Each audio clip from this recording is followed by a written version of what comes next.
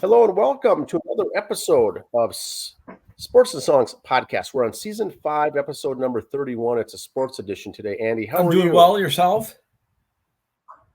It's good. It's June 3rd. It's June 3rd, 2024. The high school season, the sports season has ended. Yep. For the most part. We've still got state tournaments coming up. College is getting real. And we've got a whole host of other things to update the listeners on today with the sports. Today is once again, it's a sports episode. We'll have all these things to talk about. Let's start off with the trivia. Yes, fire question. away. On this day in 1937, Josh Gibson did something at Yankee Stadium on the baseball field, Yes. of course. On the baseball field, Josh Gibson, the heroic Negro League legend, Yes. did something in 1937 at Yankee Stadium that I thought would be just worth bringing up today as we're doing the integration of the Negro League sports within Major League Baseball, putting the sports statistics together and combining them. We're getting new leaders and such. Josh Gibson's name has come up, so we'll get the answer to that at the end of the segment. As far I'm as just going to bring up one thing on that topic real quick. I've shared some pictures on Facebook and social media on that, showing both sides of the coin in favor of, opposed, just because I think it's a good debate. Yeah. Me personally, if they want to bring in the Negro League stats, that's all fine and good. But then say that's pro baseball's batting average leader for career, not Major League, because they were different. So the terminology. Not saying one's better or less, just saying.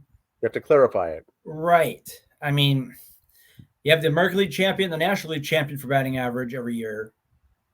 You don't have the baseball batting average champion. So there are different leagues at the time. If they want to say this is pro baseball's all-time home run leader, that's great. But let's do that, and let's include Australia, Japan, the Mexican leagues, and let's throw them all in there. Who is got the highest batting average? What pitcher has the best ERA? Let's just throw them all in. That would be interesting. Japanese players in the past. Let's throw them all in there. Home runs. Sadahari O. Yep. That's a good point. Now, that could also be or maybe that's a soapbox discussion for later, but that's a good topic for now. Yeah, it was going to be, but I put Kevin and Oswald on it, and God knows what happened after that. Yeah. It's a bunch of paperwork on the file. All right, let's bring up the slideshow because we got a lot to cover today. Yes, look we are. At this. And, we are the best podcast anywhere, according to these gals on Thursday Night Football. Yes, I like it. They're really promoting our show. Minnesota's Professional Women's Hockey League is your champion. Won it in 5 games. Very exciting game in Boston. Saw on our page there's a couple gals that played for BSU. Some Gophers on there. But congratulations to those gals. Great season. Looking very forward to next year. That's a huge thing, a huge event that just took place. And I don't know if a lot of the listeners on the show know the gravity of this. I'm sure they also probably do. But a lot of people think, it's kind of some minor league hockey deal, and they happen to do well. This is the pros. This is year one. Like the NFL had the Super Bowl one. It wasn't that big back in the day. Actually, that wasn't Super Bowl one. That was called the NFL Championship game. It was called, I think it was Super Bowl 3, I think, at the time. But they 2 or 3 is when they started naming it, yeah. It wasn't that big back then. It was just an extra game, a game to give the rightful. Now it's so big that if you win a Super Bowl, it's this huge news. And they go back to the great stories of Super Bowl 1 and 2. But it wasn't what we call Super Bowl 1. What we call Super Bowl 1 compared to today. Look at the halftime show today. People are paid billions of dollars to be on it. Super Bowl 1, the halftime show was like some small college marching band or something like that. Yes, it's true. And I think this is going to have the same kind of impact because now next year when they have the second annual Walter Cup series, it's only going to keep growing and getting bigger. This is the first. It's good to get it under the belt. It's good to get it done from a business, from on the ice skating, award the trophy. Now you have 1 year of records in the books to go forward. But this is will forever be known as that first championship team in the league. I like it. Now, this little logo here is for the marker game between the Bison and the Jackrabbits. Mile marker, yes. The Dakota marker game. Andy, why are we talking about the Dakota marker game now? Yes. Because it was signed. This game this year will be on ESPN. Okay. Not No. ESPN3, not on your no, either ESPN or ESPN2, one of the two channels are going to show the Dakota Marker game this year. And so Don't tell me these two teams haven't changed college football. No ESPN Plus for those who subscribe, or the That's some internet obscure version. ESPN channel that you That's didn't know good. you paid for. Once again, the sport is growing, and this is still, Division I football, but it's the FCS, which has always been known as the kid brother, as the little sister.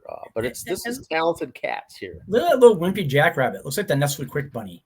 Wow. Compared to the big bison right there, big tough bison. Yes, that is true. The Sports and Songs 80s baseball stat of the week. Are you ready? Can only imagine. Tony Gwynn. No. Don Mattingly. Don Mattingly, career grand slams per year. 82, 0. 83, 0. 4, 5, 6, 0. 87, he had 6. And the rest of his career, 0. All 6 grand slams came in 1 year. Tied the major league record for most grand slams in a season. And that is amazing. Now, the title is one of the craziest baseball oddities you'll ever see. And it is. It's true. We've seen this one before. It is just the strangest thing to hit 6. 6 not in a career, in a year. And then none any other time in his career. Royce Lewis hit, I think, 3 or 4, and people were losing their minds for the Minnesota Twins last season. This is 6. The man hit 6 in a single season. And none the rest of the year, or his career. Never before, never since. So odd. This is breaking news today. I don't have much on it. We're not much on the breaking news stuff, but it is something to follow. Padres player Mauricio, along with some others, facing lifetime bans for gambling. So we'll see what all comes of this later on. Not too much more. Just wanted to jump on there and jump on that bandwagon of the story. We got burned with Bubba Wallace a few years ago, so we don't comment too much. We'll wait a couple weeks, let it all settle down, and then give our side. Yeah, it's a big thing, though. This is kind of neat, something that finally heard us. The minor league for the All-Star Features Skills Showcase this year. Saturday, July 13th, round 1. Hit it here. Hitters will aim to hit infield and outfield targets to earn them points corresponding to each target's value. Round 2, call your shot. Hitters will have a number of swings to showcase their control, attempting to hit the ball in all areas of the field. Then, of course, round 3, the swing for the fences. So I like this. It's a start. Wow. You've said this for a couple of years now. Yes. I was kind of starting to look like a Smurf. I was so blue in the face. Who's throwing? Are these pitches being thrown, or is this a machine? Don't know yet. Again, this is the first I read of it. Not that I care. It's just that'll be. I'm pretty sure it's going to be a man pitch just to get it go faster. Someone will ask. Wow. Now, Dan, you had this stat up earlier, and I thought it was kind of interesting. Yes, I posted it today. Of all the baseball divisions in Major League Baseball, here's the win-loss record thus far as of today and the winning percentage.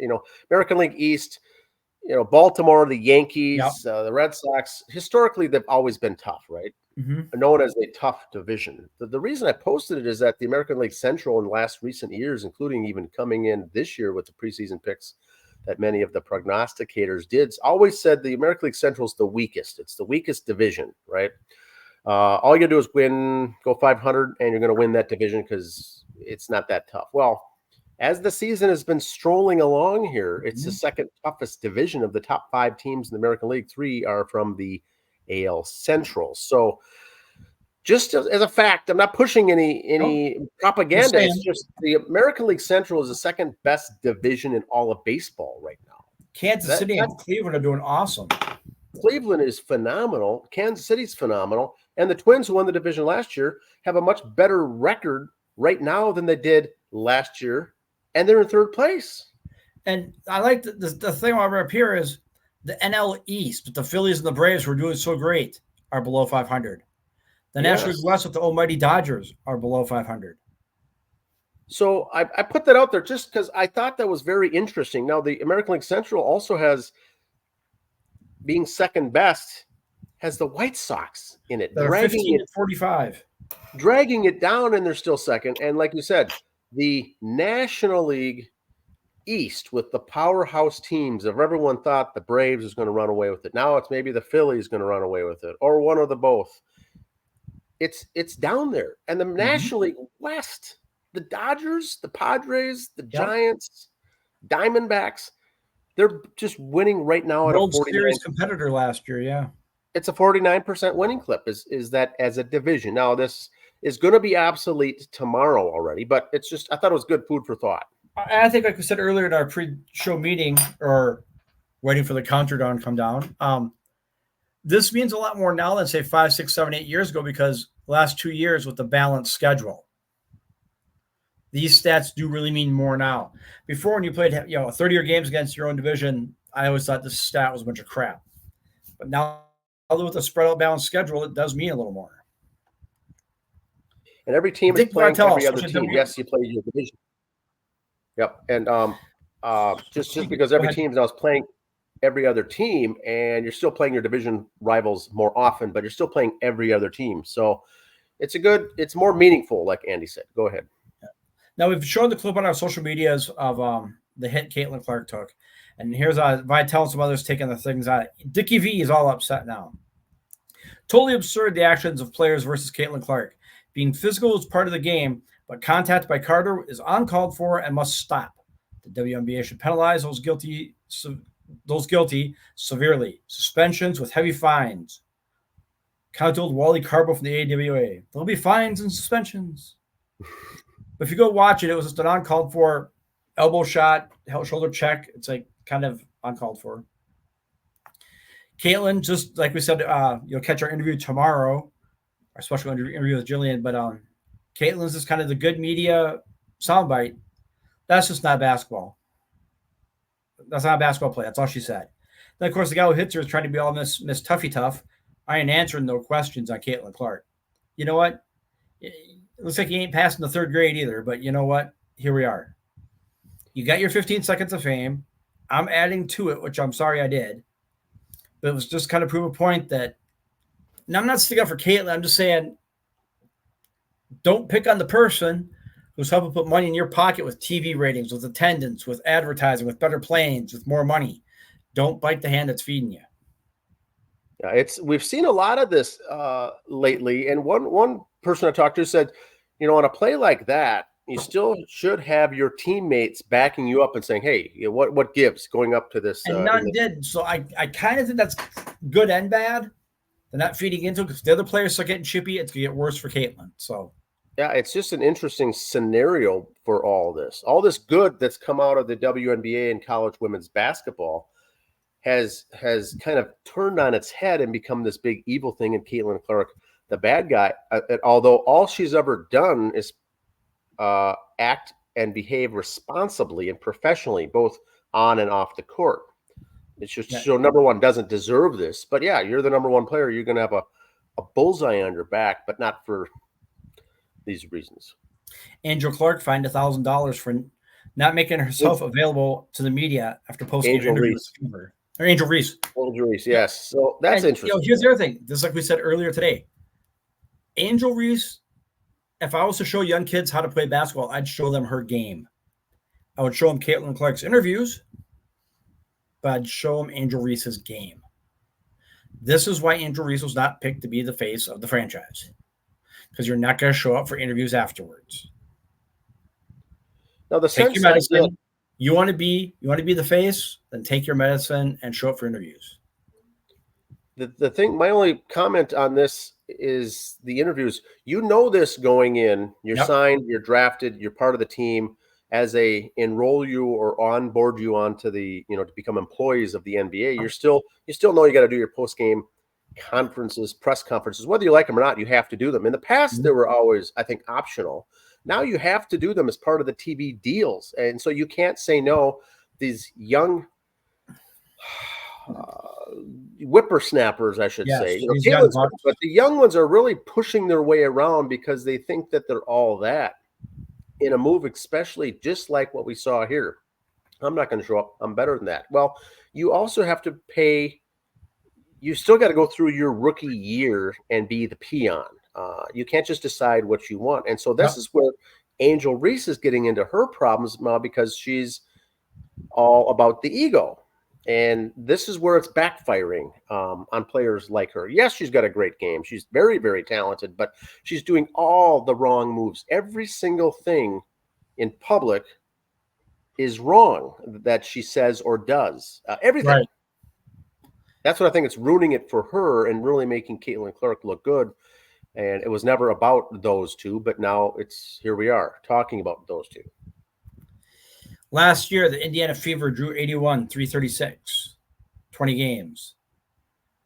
5 games this year, they've drawn over that 82 already, almost 83,000. Again, that's a phenomenal stat. Don't bite the hand that feeds you. Now, here's the Rookie of the Year. Cameron Brink, in my opinion, could have been Caitlin Clark, but I don't know.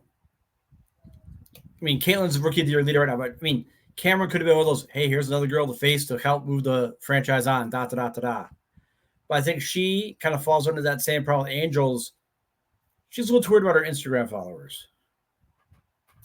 Not that Caitlin Clark's at all the children's hospitals every day, but just she doesn't care about her Instagram. That's wrong.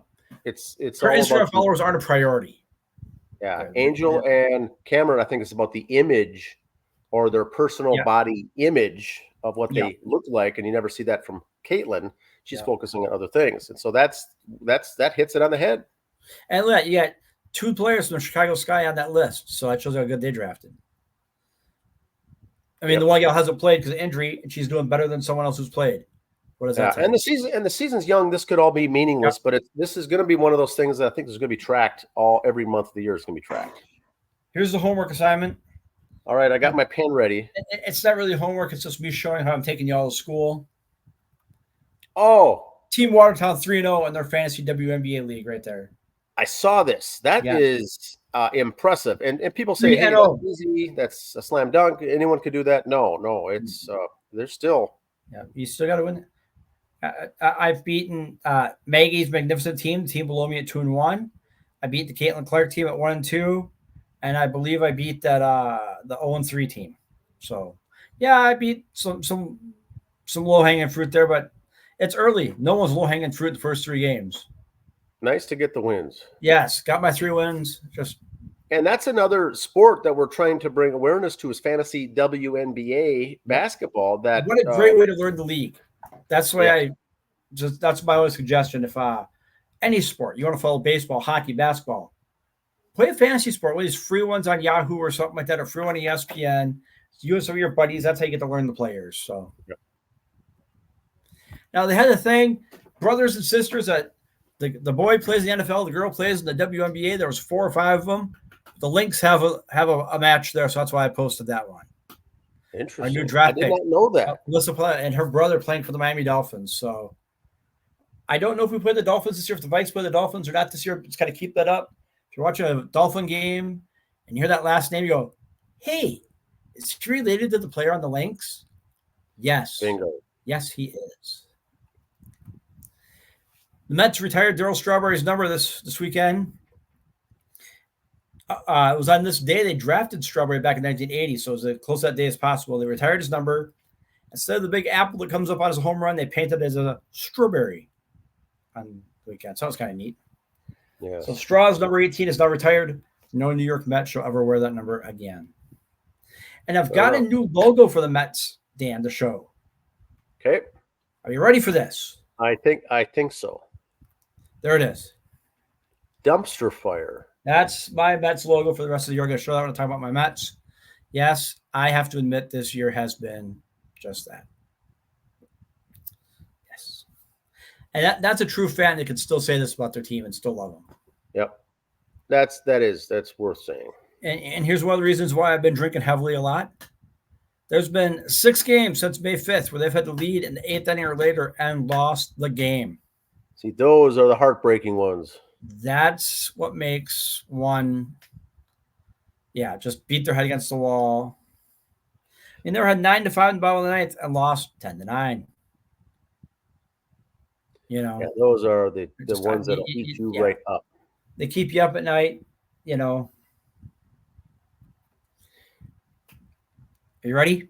I am. Soapbox time. Okay.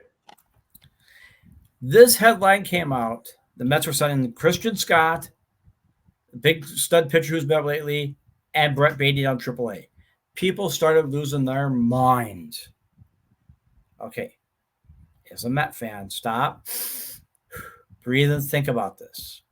First of all, if this upsets you, then you don't understand the sport and you don't get it, and I don't have time to explain it all to you.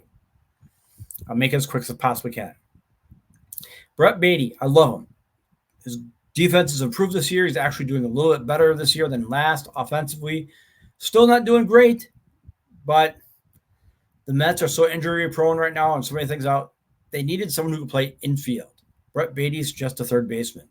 Lindor is just a shortstop. They don't have another one of those. Just a lot. So they had to call up an infielder, which means Brett had to go down. Not saying he'll never ever be back up. Not saying he's trade bait because he's gone and no, just freshen things up, see what happens. The pitcher, Christian Scott, he's doing great. You just called him up. You sent him down. Blah, blah, blah. Cry, cry, cry. The Mets have the London series coming up. Where they got some days off, and it's going to kind of mess up certain pitching rotations. Christian Scott's too young to be messing with that right now. So I sent him back to Syracuse so I could stay in the rotation for a couple weeks, keep pitching every so many days like he has been, and not kind of lose that mojo. He's not veteran enough to be able to mess with that. Fair enough. So relax. Don't just read the headline and freak out. If you don't understand, call. We're here. We're here to educate. Call the hotline, Andy. Yes. But yeah, these younger guys, they really are patient with a lot of the teams. They're patient, and they don't want to get them out of they want to keep them in their rhythm. Yep. Going overseas is a big thing for a series like this, and playing in London and coming back. It's too many things going on. So to avoid that, they can just ship them down to AAA and avoid it.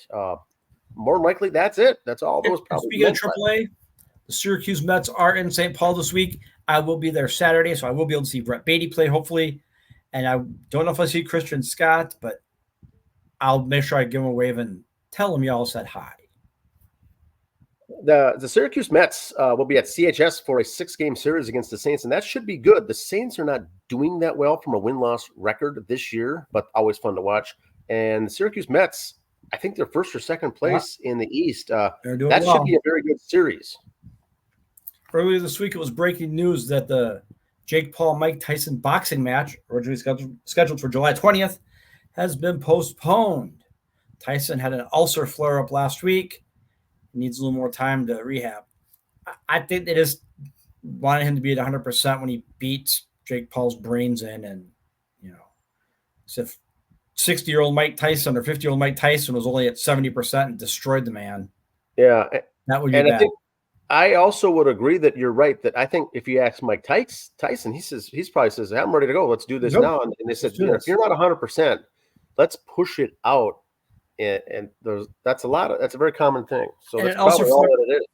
I'm pretty sure it was the promotions and the insurance people that pushed it out, not Tyson. Oh, yes. Tyson didn't go, my tummy hurts.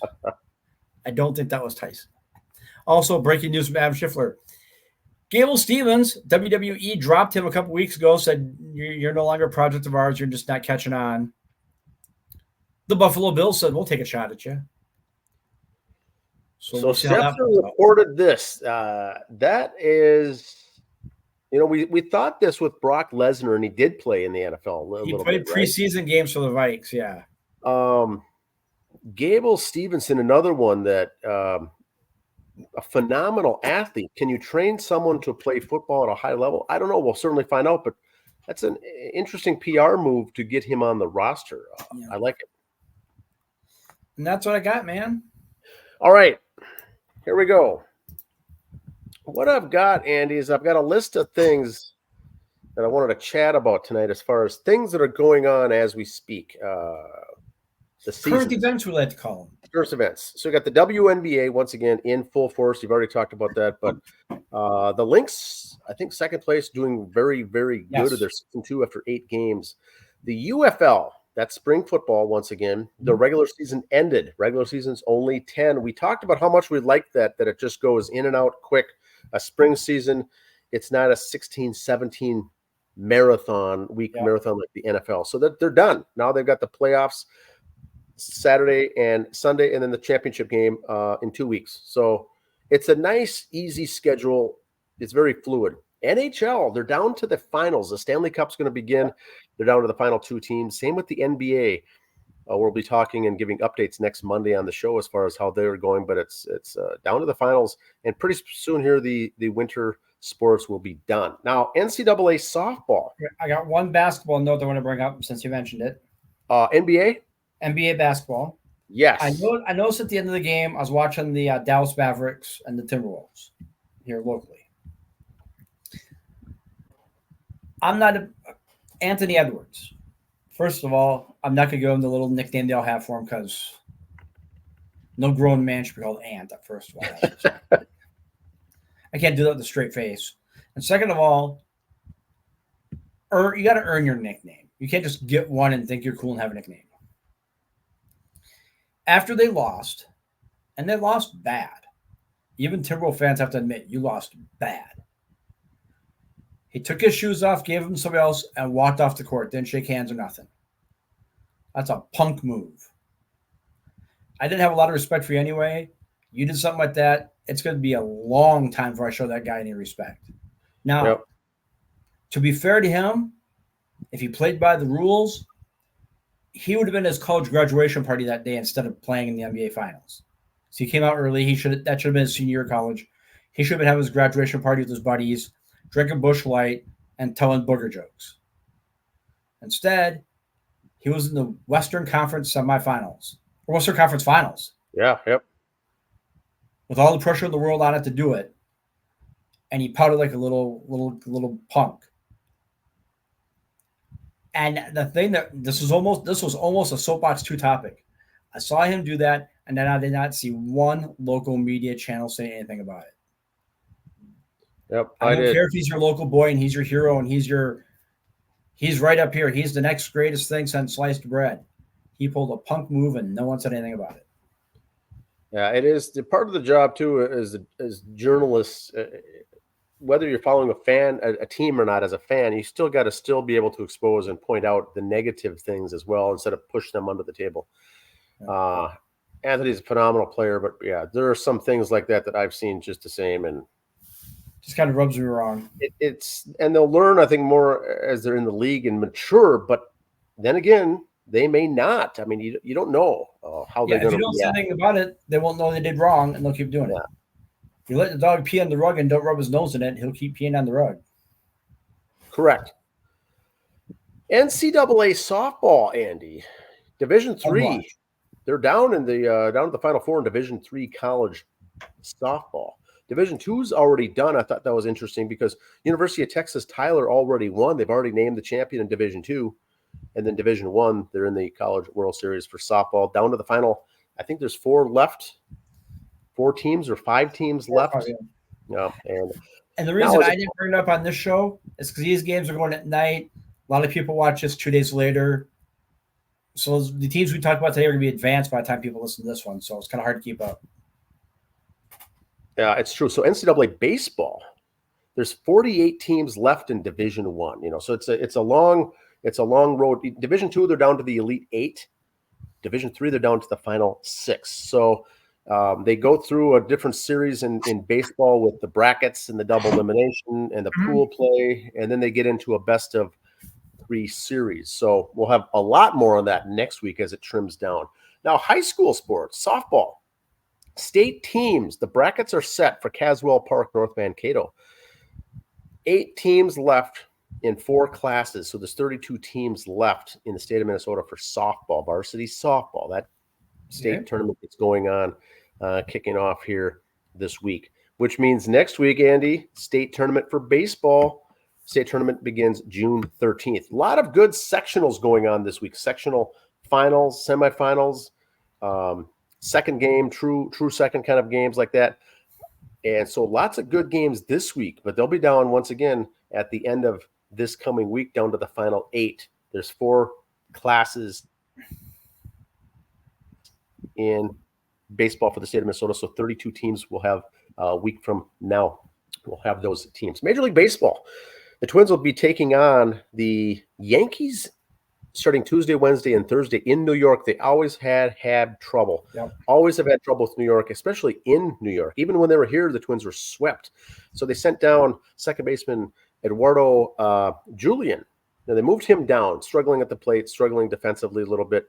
More so, they needed to find a way to bring up this Royce Lewis, and they haven't announced that yet. I'm guessing that'll be tomorrow. But I heard he's supposed to be up by Tuesday, they said. Okay, and so he's Royce Lewis was hurt after playing one game.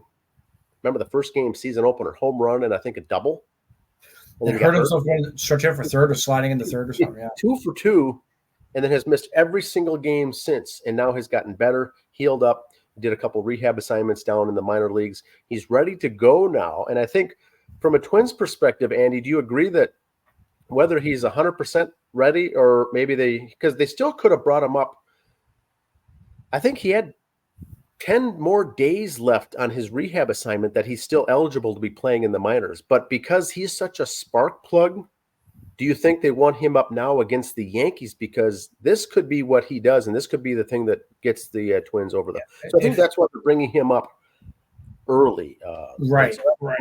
Interesting to watch. And I think that there might be the mind game included with that to bring him up, because Royce Lewis obviously he's not fearful of anyone. He doesn't care who you're playing, right, who you're pitching against him. He's going to go yard. That's just the way that he is a super talented athlete. So I think that may have something to do with that Yankees game. Now, amateur baseball, Fox 9, Town Ball kicks off this Wednesday in New Prague. They do 7 or 8 of those a year, yeah, Andy, on the Wednesdays. First one's in New Prague. That's coming up this week. Amateur baseball for over 50 starts this week. Over 60. I think it's the only state in the nation that has an over 60 baseball league, along with an over 50 baseball league. Both kick off here in earnest this week as well. So lots of things going on in there sports. was one thing for Division III baseball you're talking about. We've mentioned them on the social media. It was Birmingham Southern school. They just lost to Wisconsin Whitewater. The school folded the baseball programmer for the playoffs, and here this little engine made it all the way through to the semifinals. They just kept winning. Program folded. The team needed to get a GoFundMe page to get funding to go to the tournament. They got it. Why the school folded the team when they did, I get it. Small schools have to do what they have to do financially. If your team's making the tournament, I don't care if you're Division III or not, you have to be getting some sort of check from the NCAA. Why would you not keep them in there? It's an interesting thing. I didn't follow it, but I know I've been seeing the posts come up about the team that folded and ended up running off, getting on a hot streak and advancing pretty far. And this is Division III, but it's a very interesting story. They did lose, so they are now out. But yeah, the team and they lost 11-10 in their final game, so it's like they got blown out. It'll be one of those stories to remember for those guys, of course. Now I've got a trivia answer, Andy. Yes. The question was, what did Mr. Josh Gibson do on this day in 1937 at Yankee Stadium? Any thoughts? He was in the Negro League. They still played in the regular ballparks. He wasn't a switch hitter, so I can't say a home run for each side of the plate. He wasn't. Looking at how Josh Gibson was built, it'd be an oddity to say he had an inside the park home run, because he was a big horse. He was a big man. So I'm going to say he had an inside the park home run. Very rare. I'm not sure if he ever did. That's interesting. It's a good answer. But not correct. But it's not correct. But here's the answer, what he did on this day in 1937. Mind you, in the old original Yankee Stadium, he hit a 580-foot home run. 580. Wow. Off the front facing, I know Mickey Mantle did something close to this on another section of the ballpark. I think facade. The facade at the 580 feet. Now let's just think about that, Andy. Most ballparks weren't even 480 at deep center field when they were long. The old fields, Tigers. On average, 410 is straightaway center. 410 today is about straight on, and it's tough to get a home run to center field. Yes, people do it. Yes, people go to the second, third deck. But 480 feet, 500 feet is a long way. 580. 580 this was. Well, with the exception of the dome stadiums like in Tampa or some of the other ones where Houston, where That's only 3 rows back and you got a wall. With the exception of those, 580, because you don't have 4 tiers in the outfield like anymore. So that would be out of all stadiums today.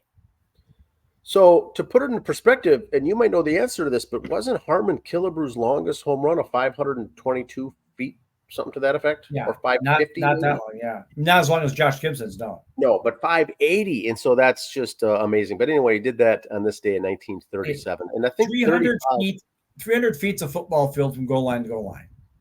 So he almost went 2 football fields. Picture that. From goal line to goal line, 2 of those. Yeah, that is just, I mean, it's just phenomenal the athlete this guy was. But yes, we're not pushing Josh Gibson, but anyway, that happened today in 1937. Amazing. It's all those day games and the easier air. It was easier to hit home runs. Bitch, bitch, bitch, complain, complain, complain. Yeah, and after I think 1935, they played night games in some of the ballparks. So this may have been a night game. I'm not sure if it was day or night, but it was at Yankee Stadium. What a feat that was. That's all I've got. Anything else for sports, Andy? No, just that town ball. A lot of town ball games locally were rained out this last weekend. So watch your schedules. We try to put the social media shares on all those to get your schedule up to date.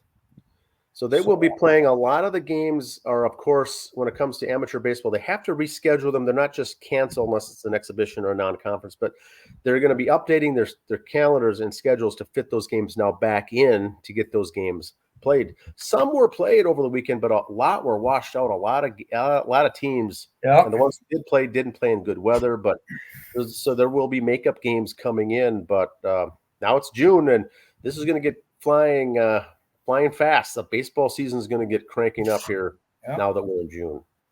All right. Oh, God, have a good week, everyone. See ya.